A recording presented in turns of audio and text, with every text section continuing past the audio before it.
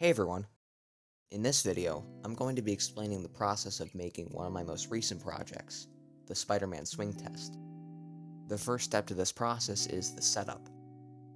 What I usually do for my films is I take out my base plate and then tape it down so that it doesn't move while I'm filming, and then I build my set on top of the base plate. I'm making this after I filmed the original video, so I just took the building and put it down under the set. For the minifigure, I chose the older version of Spider-Man. I know there's a newer one out there, but I just didn't choose to buy it. And instead of using bricks for the web, I actually just took two studs with holes in them, and then I ran a piece of yarn through it and tied it together. If you try this design, let me know how it works for you in the comments below. For the camera stand, I just have a simple one built out of Lego. I know it looks ugly, but trust me, it works really well.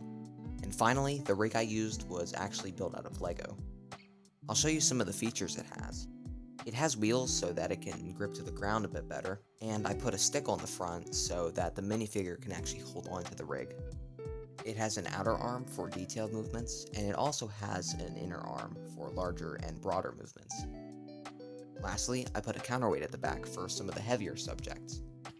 It's worked well for me, but it is old, so I think it's about time that I build a better version.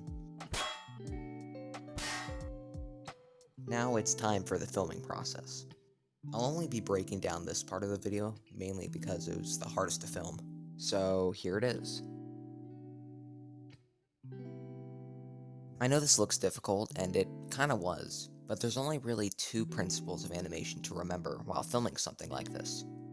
The first one is ease in and ease out, and the second one is called arc.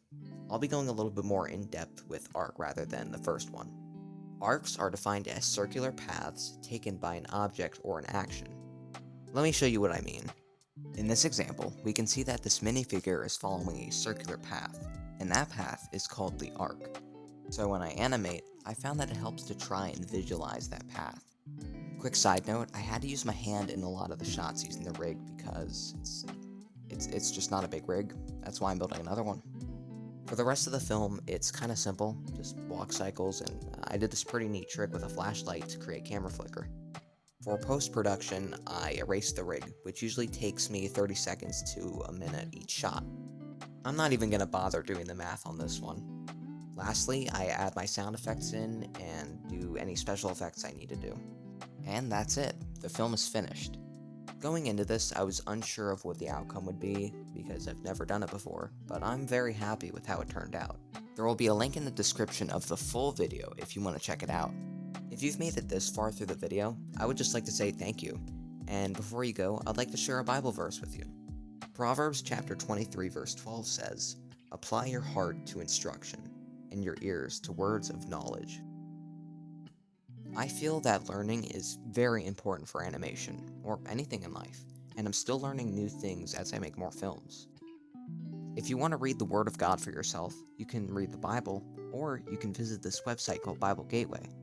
It's completely free, and you can practically read every book of the Bible there. The link for this website will also be in the description, so feel free to have a look. Anyways, that's it for me. Thank you so much for watching, and God bless you all.